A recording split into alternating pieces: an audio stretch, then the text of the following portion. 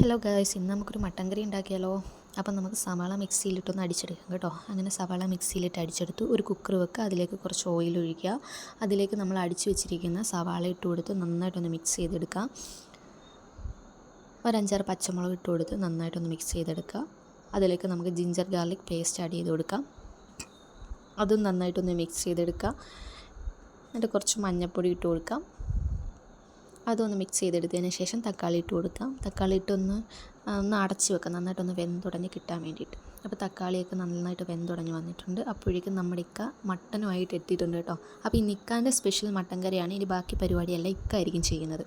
അപ്പോൾ മട്ടൻ പാത്രത്തിലേക്ക് ഇട്ട് അത് നന്നായിട്ടൊന്ന് വാഷ് ചെയ്തെടുക്കുക. അപ്പോൾ നന്നായിട്ട് വാഷ് ചെയ്തെടുത്തിട്ടുണ്ട്. അതിലേക്ക് കുറച്ച് മഞ്ഞൾപ്പൊടി, കുറച്ച് മുളക് പൊടി, കുറച്ച് ഉപ്പ്, ഒരു നാരങ്ങ പിഴിഞ്ഞൊഴിക്കാം. എന്നിട്ട് നന്നായിട്ടൊന്ന് മിക്സ് ചെയ്തെടുക്കാം. അപ്പം നന്നായിട്ട് മിക്സ് ചെയ്തെടുത്തിട്ടുണ്ട്. എന്നിട്ട് കുക്കറിലിട്ട് കുറച്ച് വെള്ളം ഒഴിച്ച് ഒരു 4 വിസിൽ വരുന്നിടം വരെ വെക്കാം. അപ്പം മട്ടൻ വെന്ത് വന്നിട്ടുണ്ട്. അതിലേക്ക് നമ്മൾ വഴറ്റി വെച്ചിരുന്ന ഉള്ളി ഇട്ട് കൊടുക്കാം. മുളക് പൊടി, മല്ലിപ്പൊടി, മഞ്ഞൾപ്പൊടി, ഗരം മസാല, ഉപ്പ്, ഇതെല്ലാം കൂടി ഒന്ന് വെച്ച് കുറച്ച് നേരം അടച്ച് വെച്ച് കുറച്ച് നേരം ഒന്ന് വേവിച്ചെടുക്കാം. അപ്പോൾ നമ്മുടെ മട്ടൻ ഇവിടെ റെഡി ആയിട്ടുണ്ട്. സത്യം പറഞ്ഞാൽ ഞാൻ മട്ടൻ കഴിക്കാറില്ല, എനിക്ക് അതിൻ്റെ മണം പിടിക്കാറില്ല. പക്ഷേ ഇതിൻ്റെ മണം കേട്ടപ്പോൾ കഴിക്കാൻ തോന്നുന്നുണ്ട്. എന്നാലും ഞാൻ കഴിക്കില്ല. ഇക്ക കഴിച്ചിട്ട് പറഞ്ഞു സൂപ്പറായിരുന്നു. എല്ലാവരും നമ്മളെ കൂടി ഒന്ന് സപ്പോർട്ട് ചെയ്യണേ. അപ്പം വീഡിയോ ഇഷ്ടമായി ലൈക്ക് ചെയ്യുക, ഷെയർ ചെയ്യുക, സബ്സ്ക്രൈബ് ചെയ്യുക.